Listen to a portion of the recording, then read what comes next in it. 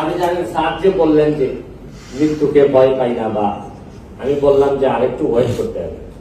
বাংলাদেশের একটা বড় সমস্যা কি জানেন, আমাদের নক্ষত্রগুলার পতন যে সময়ে হওয়ার কথা, বা এই নক্ষত্রগুলার পতন আমরা যাদের দেখতে চাই না তাদের বহু মানুষের পতন হয়ে যায়।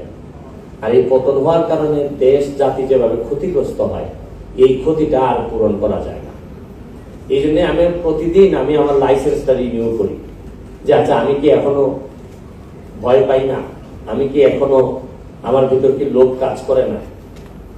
এবং আপনাদেরকে কি বলবো, আমি এমপি হওয়ার পর, আগের ব্যারিস্টার সুমন আর এমপি হওয়ার পর যে ব্যারিস্টার সুমন, অনেকটুকু পার্থক্য হয়ে গেছে। কারণ আমি এখন অনেক ভিতর থেকে দেখতে পাচ্ছি অনেক কিছু। আমি জানেন মাত্র 3 মাসের ব্যবধানে আমাদেরকে আমার এলাকায়